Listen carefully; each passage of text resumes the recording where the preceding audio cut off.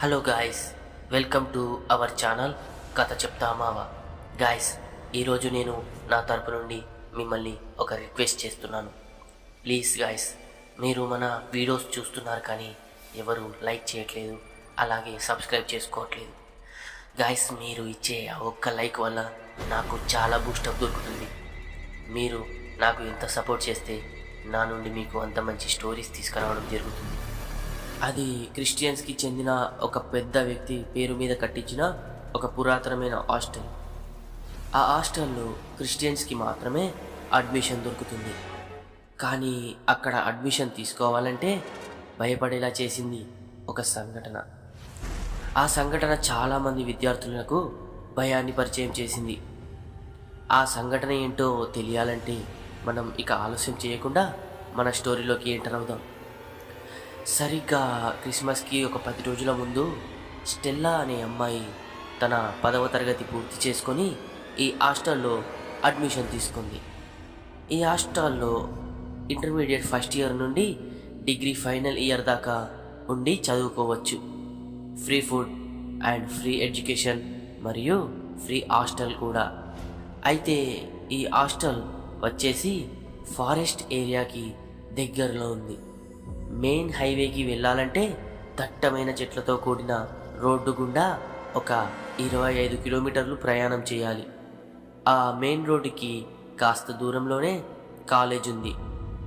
Stella తన బ్యాగ్లో తన థింగ్స్ అన్నీ సర్దుకొని హాస్టల్లో అడ్మిట్ అయింది. తను ఆఫీస్ రూమ్కి వెళ్ళి ప్రిన్సిపాల్ మేరీ గారిని కలిస్తే ప్రిన్సిపాల్ మేరీ గారు తనకి ఒక రూమ్ అలాట్ చేశారు. రూమ్ నెంబర్ 13లో వెళ్ళి ఉండమని ప్రిన్సిపాల్ మేరీ గారు స్టెల్లాకి చెప్పారు. స్టెల్లా తన బ్యాగ్ తీసుకొని రూమ్ నెంబర్ 30కి చేరుకుంది. ఆ రూమ్లో ఆల్రెడీ ఇంకో ముగ్గురు ఉన్నారు. వాళ్ళని చూసిన స్టెల్లా ఇప్పుడు వీళ్ళతో కూడా కలిసి ఈ రూమ్లో ఉండాలా అని తనలో తాను అనుకుంటుంది. స్టెల్లా ఇంటర్మీడియట్, కానీ ఆ ముగ్గురు స్టెల్లా కంటే సీనియర్స్. ఆ ముగ్గురు అమ్మాయిలు వచ్చి హాయ్ అని చెప్పి వాళ్ళని పరిచయం చేసుకున్నారు స్టెల్లాకి. కానీ స్టెల్లా మాత్రం ఏమీ విననట్టుగా తన పని తాను చేసుకుంటుంది. ఎందుకంటే తను చాలా ఇంట్రోవర్ట్. తను ఎవరితో కలవదు, తన పని తనది అన్నట్టే ఉంటుంది. ఇక ఆ ముగ్గురు సరేలే అని అనుకుని వాళ్ళలో వాళ్ళు మాట్లాడుకుంటున్నారు.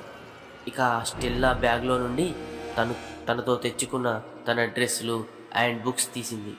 అలాగే చివరికి తనకి ఇష్టమైన ఒక బొమ్మ కూడా తెచ్చుకుంది తన వెంట. ఆ రోజు తను ఒక్కతే మెస్కి వెళ్ళింది. తను ఒక్కతే తిని మళ్ళీ తను ఒక్కతే వచ్చి తన బెడ్ పైన కూర్చొని చదువుకుంటుంది. రాత్రి 11:30 అవుతుంది. తన రూమ్మేట్స్ అయిన ఆ ముగ్గురు అమ్మాయిలు మంచి గాఢ నిద్రలో ఉండగా అందులో ఒకరికి ఎవరో చిన్నగా మాట్లాడుతున్నట్టు వినపడటంతో లేచి చూసింది. చుట్టుపక్కల చూస్తే ఎవరూ మాట్లాడటం లేదు. కానీ ఎవరో నిజంగానే మాట్లాడుకున్న శబ్దం ఆ అమ్మాయికి స్పష్టంగా వినిపించింది. చివరికి తనలో తాను కన్విన్స్ అయి అయ్యో ఇది నా పీడకలనా అని బెడ్ పై నుండి దిగి వాటర్ బాటిల్ తీసుకొని మెల్లిగా నీరు తాగుతుంది. అదే సమయంలో తన భుజం పైన ఎవరో తాకిన స్పర్శ తెలియడంతో ఉలిక్కిపడి నోటిలో ఉన్న నీరు ఉమ్మేసి చాలా బిగ్గరగా దగ్గడం మొదలుపెట్టింది. మిగతా వాళ్ళు కూడా లేచి లైట్ ఆన్ చేసి ఏమైంది, ఎందుకు అంతలా దగ్గుతున్నావు, టాబ్లెట్స్ వేసుకోవచ్చుగా అని అన్నారు.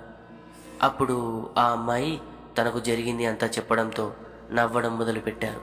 ఊరుకో నాన్సీ, ఏదో పీడకల వల్ల నువ్వు భయపడి ఉంటావు, వదిలే అని అనగానే సరేలే అని నిద్రపోయారు అందరూ. సమయం 2:30 అవుతుంది.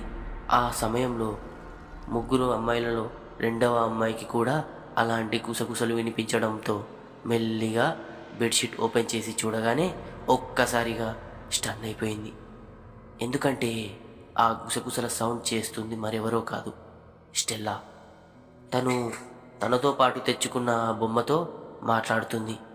తను పిచ్చిదేమోలే అనుకొని పడుకుంది. పొద్దున లేవగానే ఆ ముగ్గురు అమ్మాయిలు మాట్లాడుకోవడం మొదలుపెట్టారు.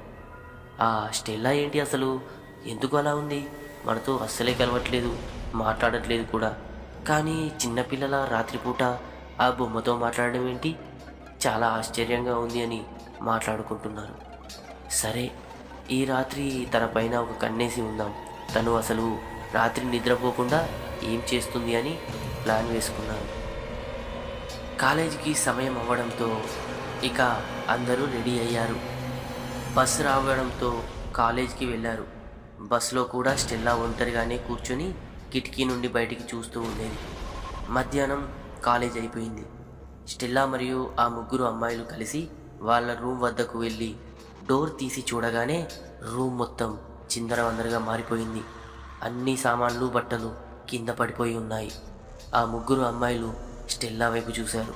కానీ స్టెల్లా మాత్రం ఏం జరగనట్టుగా తన బట్టలు తను తీసుకొని మళ్ళీ తన కబోర్డ్లో సర్దుకుంది. రాత్రి అయ్యింది. సమయం 12 అవుతుంది. ఆ ముగ్గురు అమ్మాయిలు నిద్రపోయినట్టు నటిస్తున్నారు. ఒకే బెడ్షీట్ కప్పుకొని ఉన్నారు. వాళ్ళు వెయిట్ చేస్తూనే ఉన్నారు, మళ్ళీ స్టెల్లా ఆ బొమ్మతో ఏమన్నా మాట్లాడుతుందా అని. కానీ చాలా సమయం అవ్వడంతో ముగ్గురిలో 2 నిద్రపోయారు. అయినా ఎలాంటి శబ్దం వినబడలేదు. ఆ ముగ్గురిలో ఒక అమ్మాయి మెల్లిగా బెడ్షీట్ ఓపెన్ చేసి చూసింది. స్టెల్లా తన చేతిలో కత్తి పట్టుకొని తన చేతును తానే కోసుకుంటుంది. ఆ పక్కనే ఉన్న బొమ్మ మెల్లిగా తన తలను వంచి స్టెల్లా చేతికి కారుతున్న రక్తాన్ని నాకుతుంది. ఆ దృశ్యాన్ని చూసిన ఆ అమ్మాయి భయంతో గట్టిగా అరిచింది. మిగతా 2 కూడా తొందరగా లేచి లైట్స్ వేయగానే స్టెల్లా తన బెడ్పై తాను గాఢ నిద్రలో ఉంది. ఆ 2 అమ్మాయిలు ఏమైంది, ఎందుకు అరిచావు అని మళ్ళీ స్టెల్లా ఏమన్నా ఆ బొమ్మతో మాట్లాడడం కానీ చూసావా అని అడిగారు. ఆ అమ్మాయి నుండి ఎలాంటి సమాధానం లేదు. అలాగే ఆశ్చర్యపోయి నోట మాట కూడా రాకుండా పోయింది. ఈసారి చుట్టుపక్కల గదిలో ఉన్నవారు కూడా వచ్చారు. వచ్చి తలుపు కొట్టారు. ఏమైంది అని అడగగా ఏం లేదు, ఏదో పీడకల వచ్చిందట, అందుకే అరిచింది అని చెప్పి అందరినీ పంపించేశారు. ఇక ఆ రాత్రి మొత్తం ఆ ముగ్గురు భయపడుతూ పడుకున్నారు. నెక్స్ట్ డే మార్నింగ్ వెళ్ళి ప్రిన్సిపాల్ మేరీ గారికి జరిగింది అంతా చెప్పారు. కానీ మేరీ గారు కూడా అదంతా భ్రమ అని కొట్టిపారేశారు.